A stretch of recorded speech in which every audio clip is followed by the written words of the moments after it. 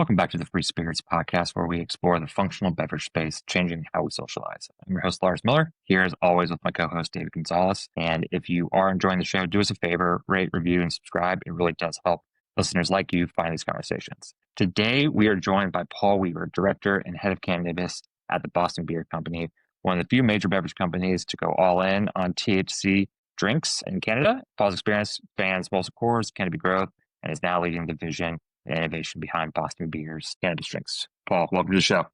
Thanks, Lars. Nice to see you. Hi, David. Hey, thanks for coming on. So, Paul, you've spent your career kind of at the crossroads of beverage and cannabis. First, you were at Molson Coors. Now you're a director of innovation at Cannabis Growth, and now building Boston Beer's cannabis division from scratch. What drew you into the cannabis beverage category, and how did your early days kind of shape your perspective now that you're at Boston Beer? Well, yeah, thanks again for having me on. I mean, everyone's journey to work in the cannabis industry is a little different. I started in the beer industry with Molson Coors, as you said, running product innovation and product development up here at the brewery in Canada. And there's just a process. There's a process of product development. There's a process of launching new products and innovating in beverage alcohol that I really enjoy. And I really like that structure and that sequence of how you create and launch new products. And so that's certainly how I started my career. I became a passionate cannabis advocate when I moved to Canada. I mean, I grew up in Arizona. I was a DARE graduate. Cannabis was very foreboding for me growing up, and I'd certainly had a kind of a change of heart having seen and witnessed the product firsthand here in Canada. So I became a medical cannabis user, and then I met the team at Cannabis Growth Corporation, and I left the beer industry and I joined the cannabis industry in 2017. 2017, yeah, a year before legalization here in Canada. And that was a good crash course on the industry. I learned a lot about cultivation. I learned a lot about different form factors of cannabis, and beverages at that time was still very, very early. Like, we barely knew how to emulsify a cannabis extract, much less how to make it taste good or how to deliver it in a consumer-friendly manner. So we learned a lot those first few years in the cannabis industry in 2018, 2019 on how to be professional cannabis beverage makers. In 2021, then I met Jim Koch, the founder and current CEO of Boston Beer Company. We hit it off, and we learned a lot about how we could put these two worlds together of kind of Boston Beer Company, one of the most revered craft brewers in the United States, and cannabis, which is, an adjacent and emerging category. And it's been really a pleasure to put those two worlds together, the kind of craft brewer entrepreneurialism with this exciting and emerging new option for drinkers. That's kind of my journey in a nutshell, is, starting first in beer, leaving for weed, getting my sea legs in cannabis, and then bringing it back together here at Boston Beer Company. And that's been a few years now. Was there a specific moment when you kind of realized that cannabis drinks would be a game changer? I mean, I think when you have your first one, I remember my first one. It was in a bit of a sterile lab environment because, again, and I think we were just sipping on straight emulsion. But the effects of a cannabis beverage, both in terms of speed of onset and just the overall satisfaction with the experience, is great. And then as a beverage maker from my past, knowing how neutral the base of cannabis liquid can be and what that opens up in terms of possibilities. It's a far more neutral liquid to play with than ethanol. And so you can make a lot of great tasting beverages with cannabis inputs. And so it's a very exciting platform for innovation. And of course, as an evangelical cannabis person myself, it's a really, really great product too. I would say it is pretty interesting to see too how both of these industries are now, at least in the US, starting to converge a bit, at least piggybacking off each other's infrastructure. I know Canada probably has a bit of a different distribution network than in the States. It's all state-run distribution. Is that right? Is it through liquor, or is it a completely different distribution system? Well, here in Canada, we have provinces. And we have the metric system, and we have a heavy hand of government interactions. It's uniquely Canadian how cannabis is run here, but that's okay. It's still a unequivocally federally legal market, which for an R&D department like us is clean. It's nice and clean, allows us to do what we need to do and get our manufacturing expertise and our brands and our recipes done. But it's very different. How cannabis is facilitated in Canada, everything goes through the government as the intermediary, and then each province has kind of their different retail models, whether it's wholly owned government stores like in Quebec or private retailers like in Ontario, but it's still kind of delivered by the government. What you're seeing and alluding to, David, in America, though, is cannabis beverages are starting to be sold through liquor channels, which means beer trucks and liquor stores and the back braces and dollies of moving liquid, as it probably should. Because the one thing dispensaries are not set up for is large fridges and heavy logistics. A vape cart is about a gram and it's about this size. So the old school marijuana industry and the dispensary model was built for a certain type of product class, not necessarily beverages. And that's why what's happening in America with respect to hemp THC beverages being sold through the liquor channel is so exciting and so seamless. Yeah, absolutely. I want to take a step back and go back to these kind of earlier days. 'Cause I'm trying to imagine what that conversation is like. Obviously, starting in Molson Coors, making your way to Canopy. How did this conversation with Boston Beer Company even come about? When they saw, like, when you guys are sitting there having this first conversation, I'm trying to imagine myself a publicly traded company saying, "Why don't we try out some THC drinks in Canada?" Like, what were those conversations like? Did you pitch this? Did they come to you? How did you I think guys? we kind of met in the middle. I think that's the easiest way to say it, because I certainly reached out to Boston Beer Company. This is a company that I think most people that have worked in beverage alcohol hold a high opinion of Boston Beer. Independently owned. It's a builder. It builds brands and it makes hits. Not just Sam Adams, Twisted Tea, Angry Orchard, Truly Hard Seltzer, Dogfish Head. These are like iconic brands that they've been built through the teams of Boston Beer. And so the idea of being a builder and building something from scratch was really what appealed to me. And so I reached out. I reached out to Dave Berwick, who was the CEO at the time, and he connected me with a few other people. And it turns out they had been researching and then kind of on academically what this opportunity looks like. Interesting. And I think they were looking for someone to run that could do that in Canada. And here I happened to just kind of present myself to them. So I think it was just a serendipity how we found each other. But, I've really enjoyed, again, putting these two worlds together. And they've embraced cannabis culture from day one. So it's been a good fit. Interesting. So it sounds like you guys were both kind of simultaneously Yeah. connecting the dots, realizing like, okay, there's this kind of new burgeoning marketplace happening. Let's experiment. Is that kind of the best way to put this? The Canada market was, let's try out an experiment in this market that at least has the infrastructure to support this. Obviously, at the time, the US hemp market was not what it is today, but was that the goal? Let's just try launching a product in this new market and let's see what we can learn from this Canadian Yeah, market. I think we didn't have a clear vision of where the road would manifest in the United States. I don't think anyone really still does. We're starting to get a hint of it, but I don't think we really have a clear handle yet on how it's going to be paved. But again, Canada is federally legal, and it's certainly not without its flaws, but it's a unequivocally regulated market that has rules. So okay, let's do that.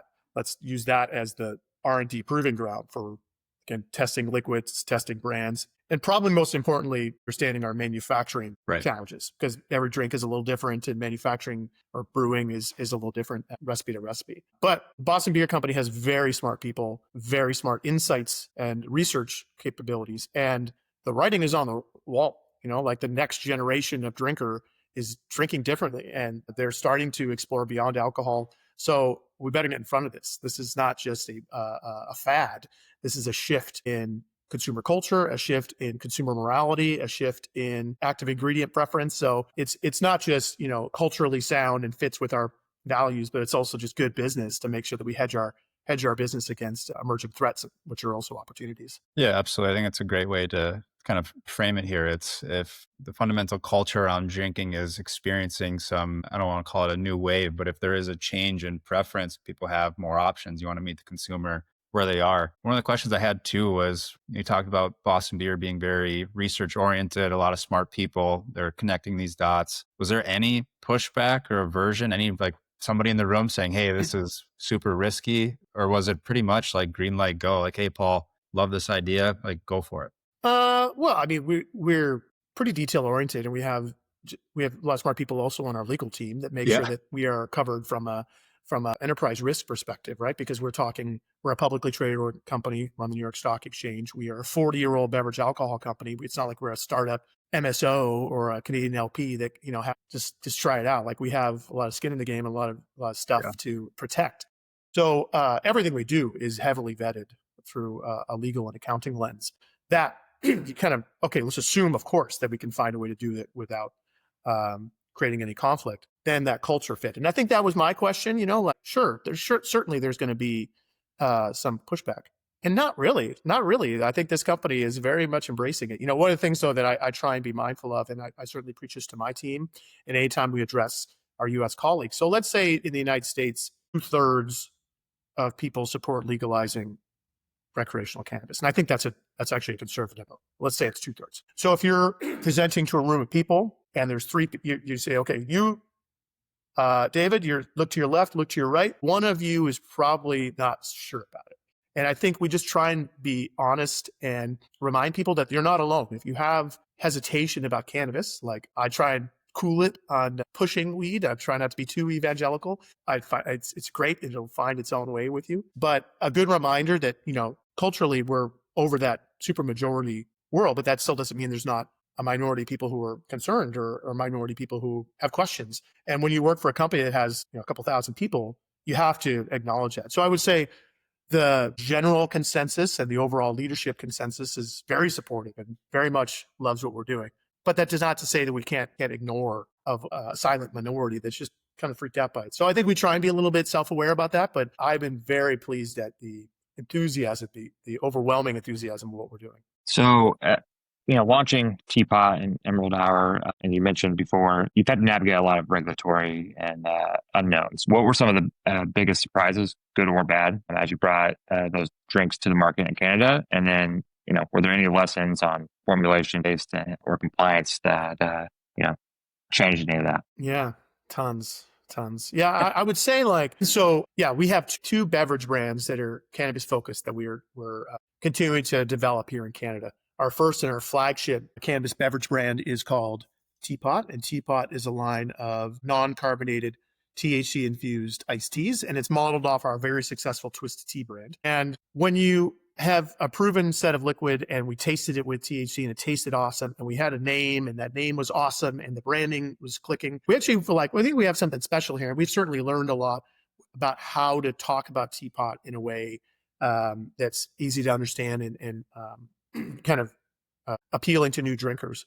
What we learned a lot about with Teapot is how to make it in a scaled manufacturing capacity, because it's not alcohol and it works very different than alcohol, and it requires different pasteurization protocols and different methods of preserving the product so it doesn't, because it doesn't have alcohol to kind of keep it sterile.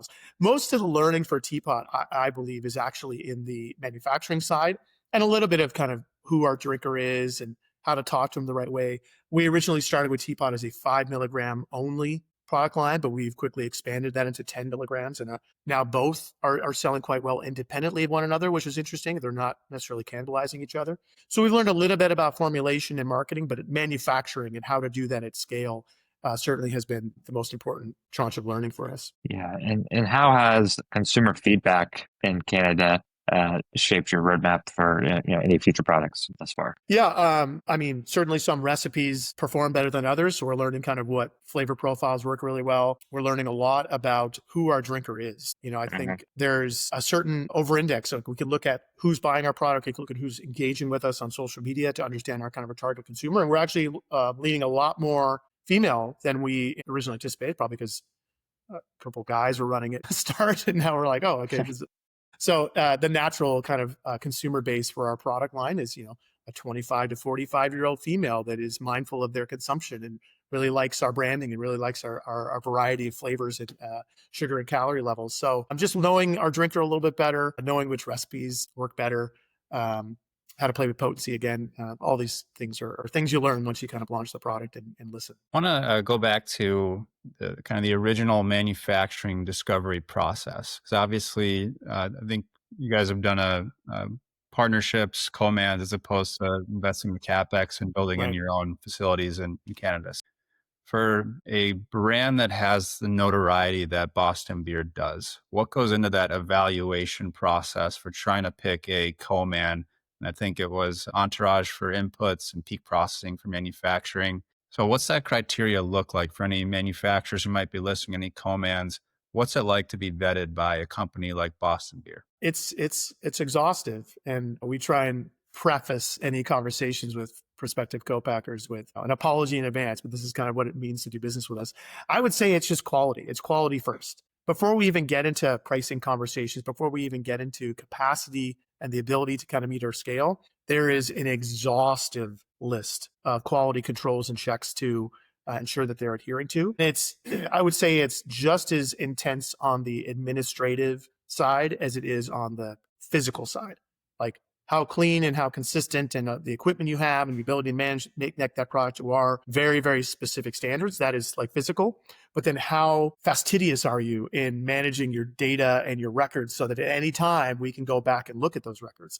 So I think it starts with quality. I mean, that might sound generic, but it actually is. I've seen it firsthand. Like it's a 200 line item Excel spreadsheet that we'll give you a couple weeks to kind of play with, and then we'll take a look. And our co-manufacturer in Canada is called Peak Processing, and they've been great. Like quality first, and make sure that they can make our product to the scale and quality standards that we have, and work with us on process improvements as well. So it starts and ends with quality, and it's objective assessment of their quality control standards and capabilities. Awesome. Yeah, I imagine there's probably a due diligence period that, I don't know, maybe lasts a month, maybe two, but diving very deep in the weeds, because obviously it's quality is one thing, but making sure chain of custody for every single input, all these things are obviously imperative on the admin especially side. in hemp, right? Where you're like, show me Yeah. where that hemp comes from.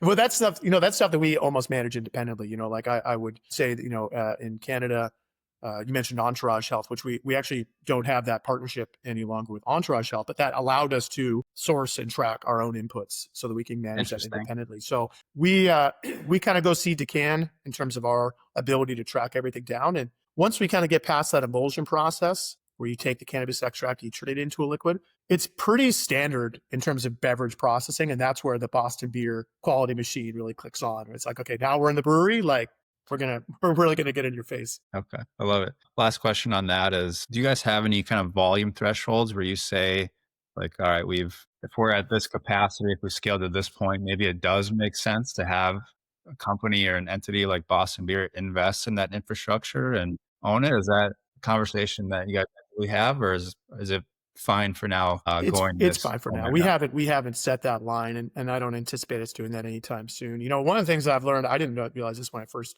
joined Boston Beer, and I'm going to get this date wrong, but I think it communicates the point. Boston Beer Company was founded in 1984. I don't believe Jim Koch and Boston Beer Company owned a brewery until the mid 90s. Wow. Okay. And I think what that speaks to is our ability to leverage third-party logistics and tap into that, and only invest when it becomes so just so attractive financially and so idiot-proof to make that leap, because I'd rather maintain that flexibility. I think we're blessed right now as a cannabis department to be so flexible. We have not over-invested in any one manufacturer or one regulatory model. Unlike our peers in the brewery space, which chose a couple lanes, and now we're trying to kind of figure out how they claw themselves back. We are super flexible because we did not go the direct investment route. And I think that'll be the way we do it for a while. So the cannabis beverage space in Canada is growing, but it's still pretty small compared to alcohol. Obviously, you mentioned earlier that the dispensary channel isn't always the ideal space for these drinks from an infrastructure standpoint. What's your read on the real consumer adoption so far? Like who's actually buying and rebuying both Teapot and Emerald Hour? Well, in the dispensary channel, you're right, because in Canada, it's even worse than most U.S. states because the potency laws are so low and the marketing restrictions are so high. So in Canada, for example, edibles, and again, I'm going to get this stat wrong, but I think edibles only account for 7 or 8% of the whole industry. Unlike California, which might be only 15%, but it's still there. But drinks are the fastest growing segment of edibles. And that's because it's this perfect Venn diagram of cannabis consumers who probably should inhale less, and beverage alcohol consumers who maybe want to drink less alcohol. And it's really just about awareness and access and giving people the confidence to step into a dispensary,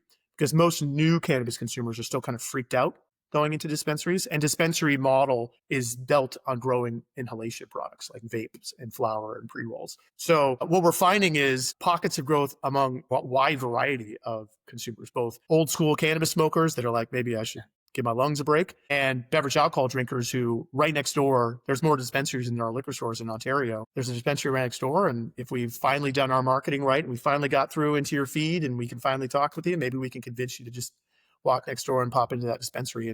we have really good distribution. I think our goal is just make sure that we're just well distributed across the country so that when we do find that breakthrough moment of communication, any corner store dispensary you pop in and we're right there. You mentioned that women, 25 to I believe 42, you said, were the main 45 were the main buyers, and that was a surprise at first. Have there been any other surprise audiences or usage occasions that you've learned? Well, I mean, all this is indexing, right? So like this is just slightly over average. We still have like 25-year-old dudes and 35-year-old soccer moms and 65-year-old retirees, right? So I think it's that last group, that retiree group, that is one that I don't want to say is surprising. It's just like I guess it's maybe surprising that we as an industry have yet to really lean in on it. Like you don't see anyone doing a pop-up at a retirement home, and they should be doing only retirement home pop-ups because it's just such a good buying power. They don't want to drink alcohol anymore.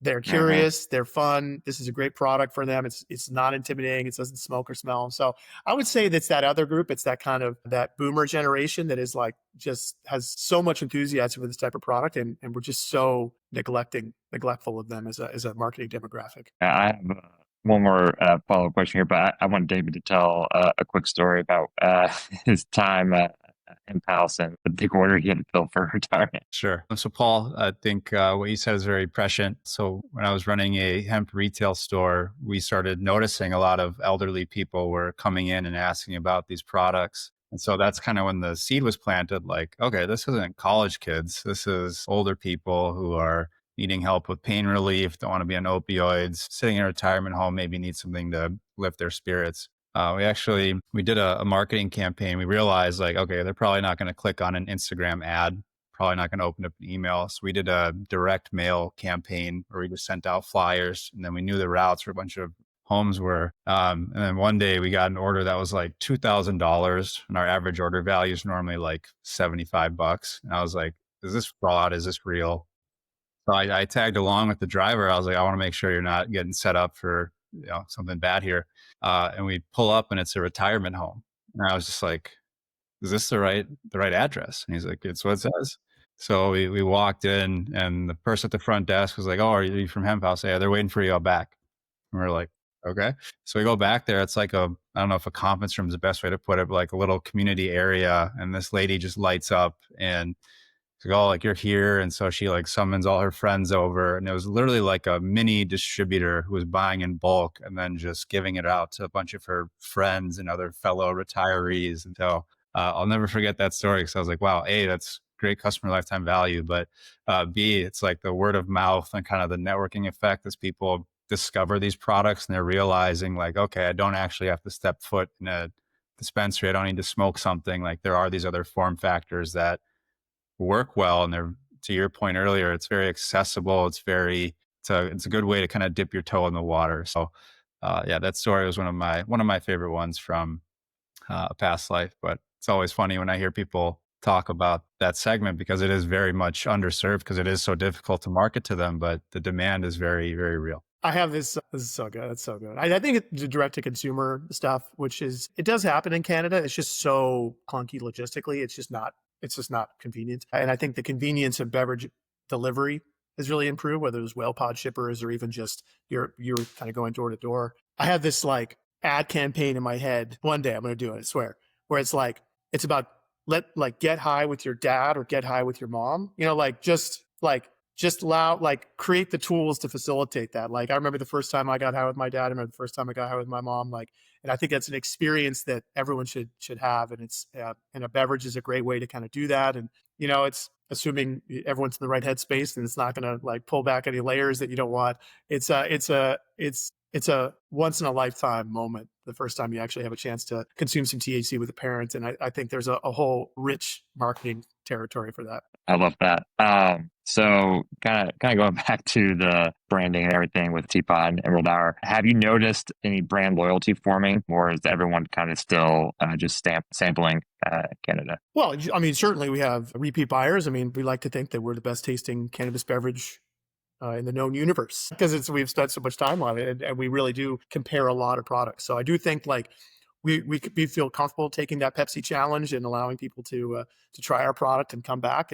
But I do think that it's one of the craft beer problems, right? Is there's just so much new stuff every day. How do you get loyalty for a shelf that is just always evolving, and it's very exciting and it's fun, and it's like it's that they don't even want to not buy. It's just like there's so much fun stuff. So I think it just puts the onus on innovation and making sure that you keep yourself fresh and that you're getting new products out the door, that you're always having something new, at least once a quarter, something new for them to try, because that's what they expect. So loyalty is always hard to find in a category that has so much fun innovation, and you just really have to stay in front of it and offer something new and something exciting to try. But we do have some loyal Teapot fans, and we're starting to get some Emerald Hours early new, but we're starting to get some loyal Emerald Hour fans as well. You just have to have the best tasting product and acknowledge the frequency of innovation, because it's just, if you don't, then even if you have the best tasting drink, it doesn't matter. It's just too much new shit to compete against. So Absolutely. keeping it fresh, keeping new products, but like just being confident that you've got the best tasting liquid after everyone kind of goes full circle. Yeah, I love that answer. I think one of the things that's especially tough, at least locally in the States, is that brand promiscuity. So kind of like you mentioned, there's so much new stuff. It's tough to go to a store where you see aisles full of new, tiny, colorful labels that have different dosages, different cannabinoid profiles, all this stuff. And so that brand equity piece gets especially challenging. But to your point, if you stay on top of that innovation, then you still are meeting that consumer where they're at. If they want to try other things, then you're meeting them there. And so I think one of the big burning questions that I don't know, I'm personally curious about, I'm sure Lars and others listening are curious about here as well, is obviously looking at what's happening in the States. You guys have shown some incredible patience as far as diving into this hemp market. And I'm assuming that's very methodical and a very, obviously it's something that management and others are going to look at the risk profile of launching products like this in the US market. So how do you guys actually weigh the risks and opportunities for launching a hemp-derived THC drink in the US? What are those conversations like? Is risk quantifiable? Is it a gut thing? I guess, what would it take for you guys to move in confidence and say, all right, we can now look at this US market and start to take that plunge? Yeah, I mean, I'd like to say that we have a clear calculus of this, and all of a sudden the algorithm is flipped, and now we're good to go. Like it's much more nuanced than that, and it's certainly one that's predicated on how our company is performing, how the market is performing, and what our customers are telling us. And by customer, I actually don't mean the drinker, because we actually sell to wholesalers and distributors. That's the way that the alcohol model works in the United States, right? We sell to a middle tier who then sells to the retailers. That's that 3-tier system. And more and more our distributors are participating in the category. More and more our wholesalers are wanting us to be leaders and thought leaders in this space, because it is still, there's a lot of riffraff in the hemp beverage category and a lot of new, well-intentioned, but very new companies. And they're looking for stability in our wholesalers, and our wholesalers want leaders that they can trust on, rely on, that are going to show up the product and not leave them high and dry. So I think, we feel that we've kind of secured pole position in this category, but it's still a very precarious regulatory market, both at the state level and more importantly at the federal level. So as we get comfortable with navigating that regulatory environment, we're going to continue to champion the category, be believers in it, try and be thought leaders where we can, until we believe the time is right. There's no specific moment that we're looking for. There's no specific calculus that'll flip it. We're also a company that is pretty resilient. We're builders, and we also are going through lots of transitions. We're cycling off some brands that are growing, some brands that are flattening, and we have a leadership change already. Founder Jim Cook is taking over as CEO again. So we have a lot going on as a company. This is one that is moved into a resource conversation. Are we doing this instead of what? And how are we managing our resources accordingly? So we listen to our wholesalers, though. I think that's the short answer is our customer, our wholesalers, we're trying to stay in line with them. Yeah, and I think it's a good context for people listening. I think a lot of us are maybe under the impression that maybe it's, well, if the Farm Bill had more clarity, we could operate with a little bit more trust that this won't get rug pulled or something like that. But it sounds like it's more of a nuanced approach to deciding whether or not to take that plunge. And obviously, to your point, there's an opportunity cost for making that, if you are to make that plunge. So I guess, are there any, aside from like a macro political side, are there any things that you think you would like to see happen in the US market for you guys to have more confidence that this would be a good bet, that there would be a good allocation of resources? Is it regulatory change? Is it more and more distributors coming on? Like what are those? I guess if it's not a algorithm, what might the signals be? There's certainly a lot of signals. The problem, I think, is that they're just signals, right? I think it'd be nice if there was some explicit federal acknowledgement of the category. Yes. It'd be nice if there was some pathway where we start to harmonize state regulations. But, I don't think we're naive to expect that will happen. There's a lot of other priorities in state and federal politics right now. So no, there's really nothing specific that we're looking for. We're just going to continue to follow the news and listen to our trade associations and make sure that we're on the front edge of all the news. And there's a window, and that window, we want to make sure that we capture that window, because if we wait too long, then the barbarians are at the gate. We are a large brewer, but we're not the largest brewer. And there's a lot of capital that can be deployed in this category to really muscle out a lot of players. Yeah. So when is our window? How do we capitalize on it? How do we ensure that we don't do it at the wrong timing? These are all very nuanced, rhetorical questions, but they're things that we talk about every day. So kind of looking at the future of the space, specifically in the United States, how are you guys, and you mentioned capital industry, how are you guys thinking about either, possibly making acquisitions, or if you just would rather speculate on the industry as a whole, not specific to Boston Beer, how do you think the future of collaboration in the space will go in the U.S.? Meaning, could we see more ties between big beer and cannabis operators? Is it big beverage and cannabis operators? What does that look like, in your opinion? Yeah. Who knows? I mean, I'll tell you that on our side, historically, we're builders, we're not buyers. We built all the brands for the most part in our portfolio, and that is typically how we do things. But we're not ruling out any particular go-to-market model, but we don't really have anything to comment on with respect to speculation there with us. But I'm happy to speculate on other people. Yeah, I mean, there's lots of brands that are out there making a lot of revenue and a lot of market share now, and I think that they have a vision of acquisition. That's kind of why they're so extroverted and public with stating their volumes and stating their revenue. And I think they are very much trying to angle for a strategic acquisition, whether that's public or private acquisition, whether that's a large brewer or a large beverage company or just a large investment portfolio that might choose to make that investment. But it does seem like the larger brands in the space are making overtures to would-be investors. So I do think there's going to be a lot of activity in this space, particularly as the regulatory landscape starts to shift from light gray to dark gray, or dark gray to light gray, whatever you say, where it seems like we kind of have a handle on where the puck is going, that there might be some early acquisition work. But it's also, you got to take everything that's being said in the public space with a grain of salt, and making sure that these are statements being made with purpose to entice an investment. So there's a lot of great brands out there that are making a lot of great marketing decisions and great shelving decisions and claiming big sales. It seems like they're doing that for a purpose. Yeah.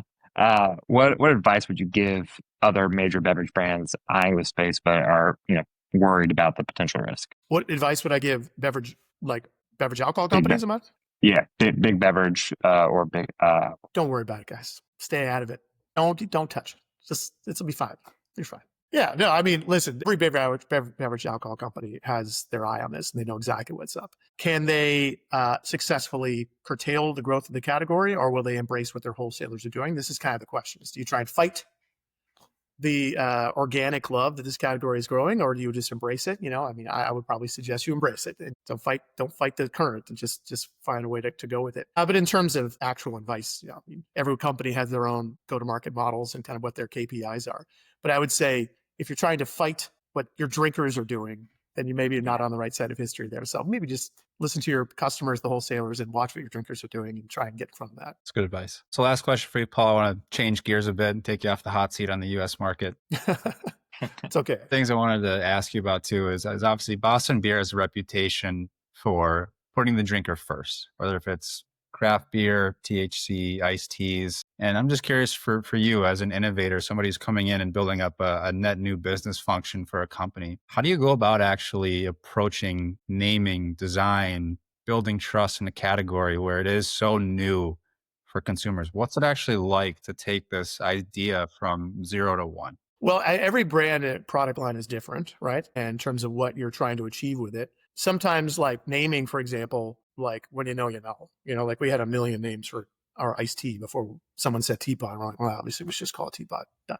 I don't even think we had to debate it. It was like, yep, round room. That's a perfect name. So I do think that naming is one thing that I think we get too hung up on. And I think we've exhausted every weed pun. As a brand, there's a weed pun. I think we've done them all. So I think that the weed pun narrative, I think we've exhausted them all. And I think that what we realized that name almost doesn't really even matter anymore. It's really the ability to stand out in shelf as one thing that we're looking at right now. There's a couple really awesome images we have that we use every day that are of fridges or shelf sets of THC or THC beverages. And you say, okay, this mosaic, can we pop from this? So once you have your kind of packaging done, let's render it up and put it in this environment and say, does it pop? Because to our earlier point on promiscuity, like a lot of new stuff there, a lot of shiny objects, a lot of new shaping cans, but can you brand block and muscle in enough shelf space with something that's iconic that pops? So I think it's less important about the name and it is about your ability to kind of scream from the shelf and just distract you. But this is so just cliche, but like, you just got to taste good. You just like, don't neglect the taste. That's all that really, really, really matters. Like we're drink makers, make a good tasting drink. The branding is there to make sure that people see you. If they try you, they like you, they're going to come back. And if they're bored and they want to try something else, at least you've done your job and had more innovation for them to try. So I think just like, it's less about branding and more about liquid, particularly in cannabis where you don't have the luxury of big advertising budgets. You don't have the luxury of TV ads. Your product just has to speak for itself. So we have our tagline for this is we try and just be undeniably dope.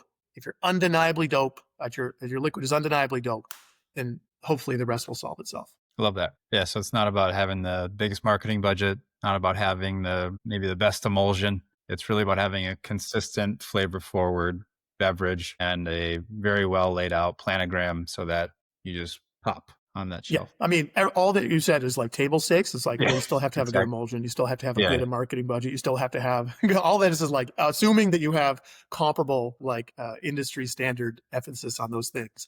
Then what's going to stand out? And I would say it's shelf, your ability to stand out on shelf and whatever your name is called, and your ability to just win over the final sip test. I love that. All right, Lars, take us out. Paul, thanks so much for sharing your journey and giving us an inside look on what it takes to build a cannabis beverage brand. To our listeners, if you enjoyed this episode, please do take a moment to rate, review, and subscribe on Spotify, Apple, or wherever you listen to your podcast. It really does help us grow. And thank you so much for tuning in. We'll see you next time. Cheers.